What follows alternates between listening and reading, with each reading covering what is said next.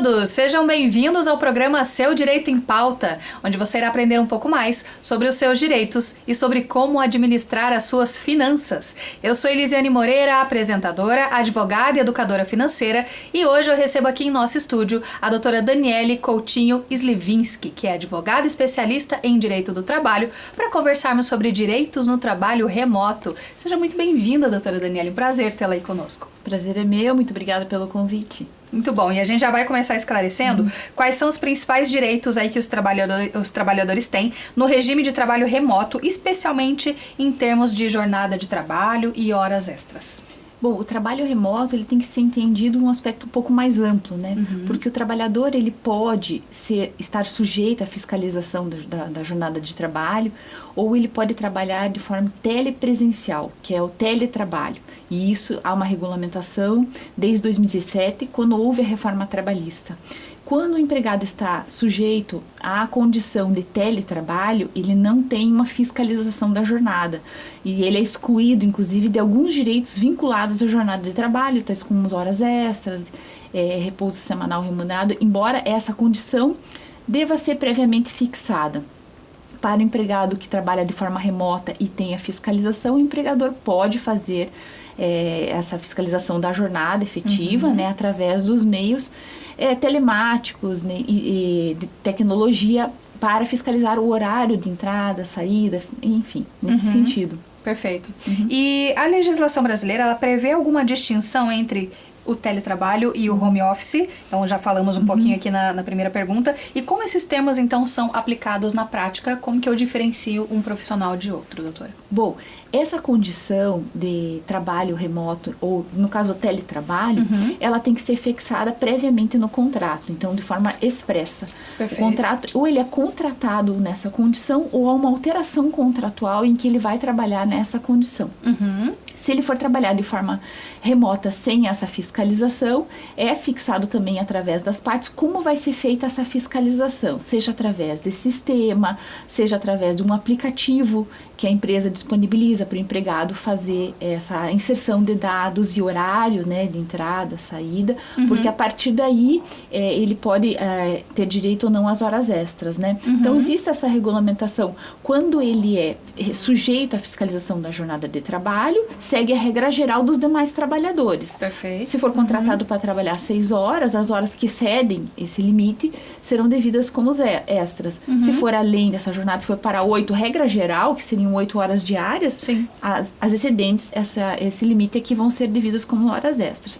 Também tem que ser estabelecida nessa condição, com fiscalização, um horário para gozar do intervalo entre a jornada, que tem que ser no mínimo de 1 hora para aqueles trabalhadores que são contratados para trabalhar até umas 8 horas, né, dentro do limite diárias. de 8 horas, ou de 15 minutos para 6 horas. Né? Então, mais ou menos essa regra é estabelecida. Perfeito, perfeito. E como que o controle de ponto é feito, então, no trabalho remoto? Quais são as obrigações aí do empregador em relação a esse monitoramento de jornada aí dos seus funcionários, doutora? Primeiramente, o empregador deve orientar como vai ser feito esse registro da jornada, né? Seja por aplicativo ou através do sistema próprio, logando no sistema da própria empresa. Então, eles têm que ser orientados a fazer esse registro no início da prestação de serviço efetiva e ao final. O intervalo entre a jornada não necessariamente precisa ser feito esse registro efetivo, ele pode estar pré-assinalado. Mesmo de 1 hora? Mesmo de 1 hora. Não precisa estar ali, o empregado não precisa anotar, vou começar a gozar meu intervalo meio-dia, ou 12:10. Essa condição pode estar pré-estabelecida no sistema. E se ocorrer algum problema e o empregado não conseguir gozar, ele pode até informar, não consegui gozar o intervalo nesse dia, né, porque existem consequências jurídicas em caso de não gozo do intervalo intra-jornada. Claro, né? sim. É devido a esse trabalhador uma indenização pelo período suprimido do intervalo intra-jornada. Então, tem que ter a orientação do trabalhador de como usar o sistema, como deve ser feito esse registro, e mensalmente esse empregado deve ter acesso aos registros de ponto para verificar se há alguma divergência entre os horários efetivamente trabalhados e os apontados. Perfeito. A gente percebe que se antecipou o trabalho remoto pós-pandemia, né? Ou na pandemia isso se tornou necessário. necessário, e algumas empresas mantiveram. Então, a sua percepção, sua experiência enquanto profissional, houve mais demandas em relação a isso, ao trabalho remoto e tudo mais, essa oferta e demanda de trabalho remoto pós-pandemia? Tem um divisor de águas aí ou não? Sim, tem um divisor de águas. Na verdade, o precursor desta condição foi a empresa Google, né? Empresa multinacional, claro, tem também empregados trabalhando em vários lugares do mundo. Então, até para ter acesso ao profissional, porque eles demandam muita tecnologia, conhecimento especialidades específicas, né? E com a pandemia, muitas empresas começaram a observar essa possibilidade de implementar essa condição na sua atividade. Em relação a algumas atividades específicas, né? Trazendo alguém de outro país ou de outra região? Tanto de outro país, claro, ou dentro da própria atividade mesmo. Existem algumas funções que podem ser exercidas de forma remota, através de login ao sistema, com implementação ou inserção de dados, em que não precisa o trabalhador ficar necessariamente de forma física dentro da empresa. Então, realmente a pandemia foi uma necessidade, mas com isso acabou virando a chave. Exato. Para algumas empresas implementar essa condição para algumas funções e para contratar até nessa condição. É muito fácil você observar, muito comum você observar nas contratações e divulgações de vagas de emprego essa condição, tanto como telepresencial como de forma híbrida. Ah, sim. Porque ela parte vezes na empresa, vezes remotamente. Perfeito. E no regime aí home office, como que ficam essas questões relacionadas à ergonomia, segurança do trabalho? O empregador, ele é responsável e até que ponto aí por fornecer equipamentos adequados ao trabalhador remoto? Bom, antes mesmo da regulamentação do teletrabalho, já existia uma previsão na CLT em que incumbe ao empregador fornecer condições de trabalho que observem as condições de segurança, né, e saúde do trabalhador. Então, cabe a ele proporcionar essa condição. Quando se trata de teletrabalho, os elementos ou os utensílios que o trabalhador vai precisar utilizar, equipamentos, enfim, para o exercício daquela atividade, tem que ser pactuado com o empregador. Claro, se há uma impossibilidade daquele empregado ter uma cadeira que tenha condições ergonômicas, né? Claro, isso pode ser pactuado com o empregador no fornecimento. Tem a questão também, por exemplo, do Wi-Fi, né? Internet conexão. E a conexão para o acesso ao sistema e desenvolvimento da atividade em si, tudo tem que ser pactuado. A obrigatoriedade do empregador é observar realmente se o empregado está ou não cumprindo as normas de segurança do trabalho. Então, ou seja, está trabalhando em condições ergonômicas aceitáveis, né? Se existe algum risco naquela atividade para o exercício, né, profissional, dentro das condições de equipamento que ele utiliza, tudo isso tem que ser observado, porque a responsabilidade ela vai variar entre empregado e empregador. Quais são as principais demandas, de acordo com a sua experiência, em relação ao trabalhador que faz esse trabalho aí remoto em relação ao empregador? Existe essa diferenciação da demanda trabalhista do trabalhador presencial para o teletrabalho ou para o profissional que trabalha remotamente? Você consegue ter essa percepção de demandas diferentes? As principais? Quando no teletrabalho, observa assim, que as demandas elas envolvem tanto a exigência de pagamento de horas extras, né, o labor excessivo, uma desconexão do trabalhador em relação à atividade em si.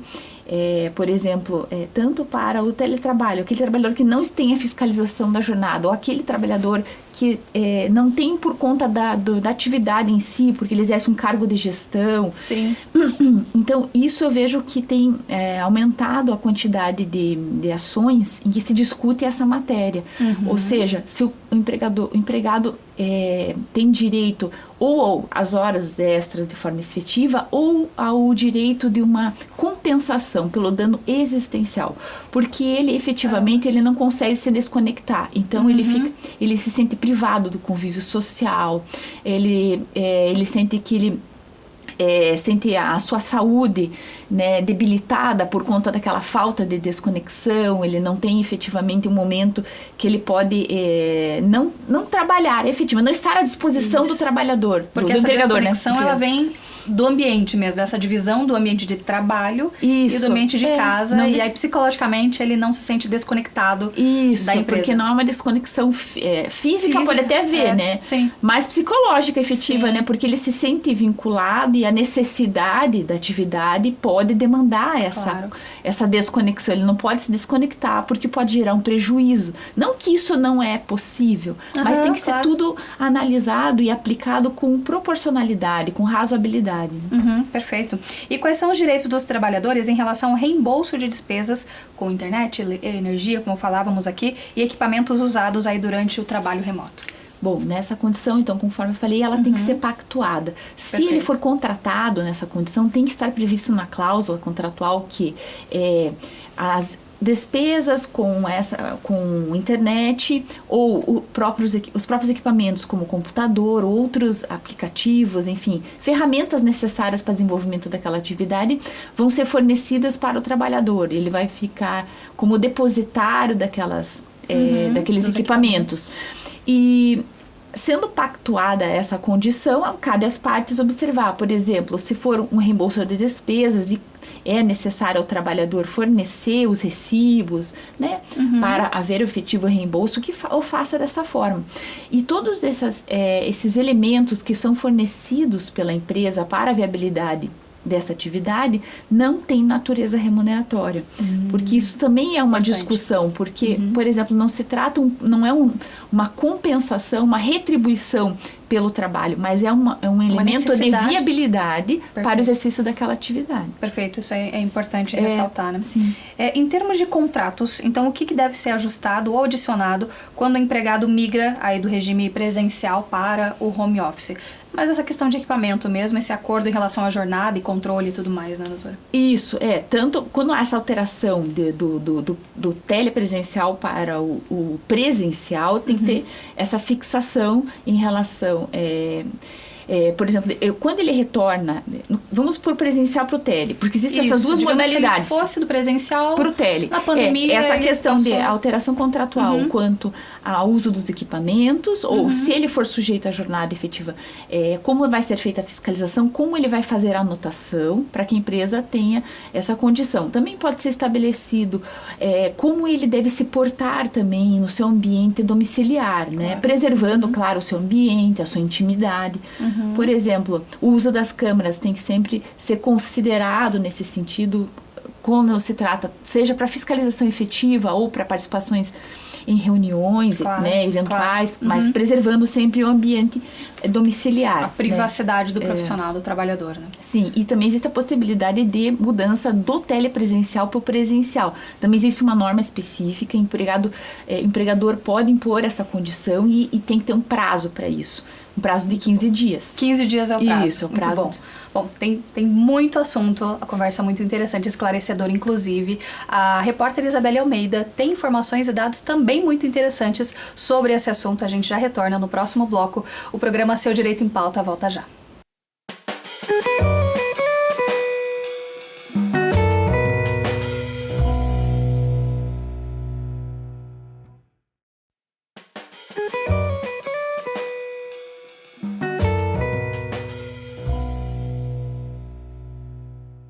Olá a todos, sejam bem-vindos de volta ao programa Seu Direito em Pauta. A conversa de hoje é com a doutora Daniele Coutinho Slivinski, que é advogada especialista em Direito do Trabalho, para a gente conversar sobre direitos no trabalho remoto. Por isso agora eu converso com a nossa repórter Isabelle Almeida, que tem informações relevantes sobre esse tema. Isa, é com você.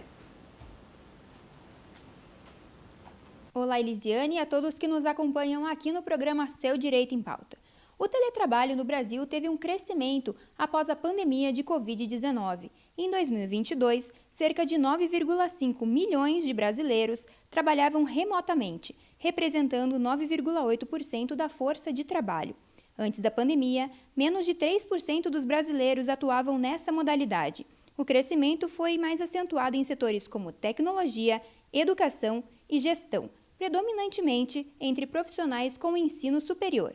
Especialistas apontam que o teletrabalho veio para ficar, com uma expectativa de que o modelo híbrido se torne cada vez mais comum no futuro. Eu volto com vocês no estúdio. Bom, um número considerável aí de profissionais que migraram então do presencial para o trabalho remoto pós-pandemia, ali durante a pandemia, e imagino que tenha sido desafiador para muitas empresas para se adaptarem a essa nova realidade. Você percebeu com a tua experiência que isso aconteceu em relação aos reajustes que falávamos aí no bloco anterior, doutora? Sim, percebi. Inclusive, muitas empresas consideraram essa condição até como uma redução de custos, porque não sendo mais necessário manter uma estrutura para manter empregados para funções que efetivamente podem ser aplicadas nessa modalidade, né, de forma remota. Identificou-se, de certa forma, oportunidade também. E sim. Custo reduzido com transporte também, por outro lado. Sim, vários custos. E acho que uma das principais condições e, na verdade, benefícios que trouxe realmente foi a redução de custos, né, e viabilidade do exercício daquela atividade. E houve algo de negativo que as empresas identificaram, mas enfim, que mesmo assim seguiram com o trabalho remoto? Ou você percebe que a tendência foi que realmente oportunidades foram identificadas a partir disso e por isso se perpetuou mesmo pós-pandemia? Bom, eu entendo que, pelo menos pelo que observei, porque havia uma regulamentação em 2017 do teletrabalho, e o teletrabalho ele é excluído da fiscalização da jornada. Só que a empresa queria manter esse empregado de forma remota, mas fiscalizar essa jornada. Então, isso ficou um certo buraco negro ali. Como eu vou aplicar essa condição se ele está fora, né? Então, realmente, começaram a surgir novas tecnologias para fazer essa fiscalização, né? Porque até que ponto esse empregado efetivamente está exercendo sua atividade? Ou ele considera isso, eu estou em casa, então eu não preciso, ligo lá meu computador e não estou logado no sistema, ou já anotei meu horário no início e no fim. E aí? Eu estou efetivamente exercendo a minha atividade, então eu vejo que a empresa, o lado negativo, foi em relação à forma de como está sendo efetiva esse trabalho, né? Ele está gerando um resultado positivo para a empresa? Como estão os números? Os resultados, né? Como que é medido esse funcionário, indicadores esse é um lado um pouquinho mais complicado que eu vejo para as empresas, né? E eu vejo que elas têm essa necessidade para alguma atividade. Eu preciso estabelecer algumas condições, né? Para que eu possa fazer essa fiscalização e efetivamente conseguir números, resultados positivos com a minha atividade. Mesmo trabalho remoto. E o teletrabalho, ele pode ser imposto pelo empregador ou é necessário haver aí um acordo entre as partes para a sua implementação? Bom, o teletrabalho, quando ele é contratado nessa condição, sim, já sabem imposto. Essa condição, como o empregado é contratado. Para fazer essa alteração, no caso, claro, tem que ser como se o contrato de trabalho, é um contrato bilateral, onde as partes convencionam as condições, embora exista a legislação que regulamente também, claro, o empregado pode não aceitar essa condição. Daí, expressamente, tem que esclarecer ao empregador que é inviabilizado, não quer permanecer, e aí, entre eles, é feito esse ajuste, ou encerra-se o contrato, ou altera-se a função desse trabalhador. Mas quando ele é pactuado dessa forma, e o empregado aceita, é feita essa alteração contratual e começam a seguir as regras novas para essa nova condição. E agora, pós-pandemia, o número de empregados já contratados aí no teletrabalho ou no trabalho remoto, ele é consideravelmente maior, como a gente viu aí nos dados não necessariamente trazidos, só né? remoto, mas o híbrido eu vejo também. O híbrido, que eu até entendo que é uma condição melhor, tanto para a empresa como para o trabalhador, porque ele não se priva 100% daquele convívio social, em algum momento ele está ali na empresa, tem aquela troca com os colegas e com os próprios supervisores ou líderes, então eu entendo por um lado um pouco mais produtivo e até mais efetivo esse trabalho híbrido, quando essa condição. E até contribui com o clima organizacional, né? Para que ele tenha esse sentimento de pertencimento, que também é importante, né? Se a gente considerar que a nossa natureza é de convivência em sociedade e o trabalho é muito parte disso. Muitas vezes a gente convive muito com as pessoas do trabalho, até mais do que com as pessoas do nosso convívio pessoal. E quando se perde isso do trabalho remoto, a possibilidade do híbrido devolve parte disso para as pessoas. Isso é importante, né, doutora? Sim, com certeza. Eu observo observo isso também dessa forma, até pelo feedback dos empresários, quando é estabelecida essa condição. Quando o empregado ele retorna para a empresa, tem essa troca, e isso acaba impactando, inclusive, no resultado da empresa. Claro, certamente. Bom, quais são as implicações legais e trabalhistas para o empregador em caso de acidente de trabalho que ocorra aí no ambiente doméstico do trabalhador remoto? Bom, nesse caso, pode acontecer efetivamente um acidente dentro do ambiente domiciliar, claro. Né? Assim como aconteceria na empresa, né? Sim. Tem que analisar o risco. Então, nós temos que analisar sobre duas questões, tanto o aspecto trabalhista como o previdenciário. Acontecendo um acidente no ambiente domiciliar e ele estando dentro do horário de trabalho, é caracterizado acidente de trabalho e é necessário que a empresa emita um CAT nesse sentido. Esse CAT pode ter algumas implicações, porque tanto sobre o aspecto previdenciário, porque aí esse trabalhador pode receber um auxílio efetivamente vinculado a esse acidente, dependendo do tempo de afastamento e da gravidade do acidente, né? Ou não, ele pode só impactar nos efeitos previdenciários que a empresa acaba tendo que cumprir alguns requisitos, ou ela acaba sendo enquadrada em alguns... ele tem um enquadramento especial dentro do previdenciário, inclusive para pagamento dos próprios tributos. Né? Entendi. Então, com a emissão da CAT, é obrigatória essa emissão da CAT, caso o acidente ocorra dentro do ambiente de trabalho. E também, no horário de trabalho. E no horário de trabalho, delimita. isso. Princípio, sim. E também a questão da responsabilidade. Esse acidente aconteceu por quê?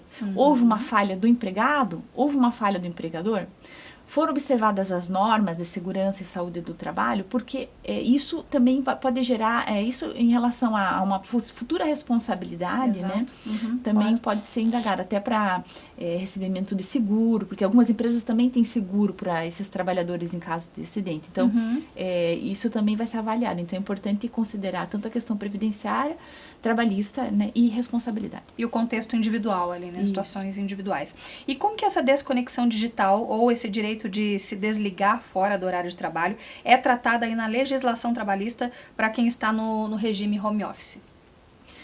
Bom, a legislação ela estabelece, quando há essa fiscalização da jornada, o direito ao repouso semanal remunerado ou aquele intervalo interjornada, né, que é entre duas jornadas. Né? Então, quando isso não é observado, a lei estabelece o pagamento desse período suprimido, seja do descanso semanal como do intervalo entre as jornadas, né, de forma pecuniária. Então, só que além disso, claro, pode gerar também um dano existencial, considerando o tempo que ele está exposto sem esse direito à desconexão. Isso então, já está previsto na legislação. Existe a indenização por danos morais. Então, o enquadramento dessa condição, a análise dessa compensação é feita com base na responsabilidade civil mesmo, pelo dano gerado.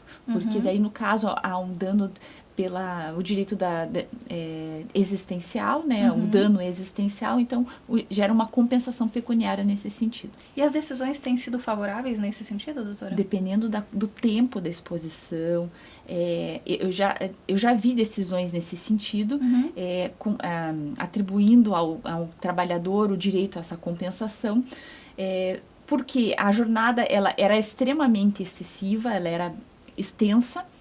Não tinha, esse trabalhador não tinha gozado por férias por algum tempo. Sim. Situações extremas mesmo. E ele demonstrou no processo que, inclusive, estava fazendo uso de medicamento, ou seja, teve que se submeter a um tratamento de saúde por conta daquela condição. Então, comprovadamente, teve um prejuízo psicológico e saúde mental, né? Entendi. Então, não é certo, só pelo trabalho remoto em si, que eventual dano existencial já esteja ali sendo, enfim, já esteja subentendido no trabalho remoto. São só situações extremas realmente que levam o juiz a entender assim. Depende de prova efetiva. Perfeito, perfeito. E com o crescimento aí do trabalho remoto, quais são as principais tendências e desafios que o direito do trabalho brasileiro enfrenta aí para regulamentar essa modalidade de forma mais eficaz? Eu entendo assim, a questão do trabalho remoto com fiscalização da jornada, ele aplica a regra geral, mas a fiscalização efetiva como é feita?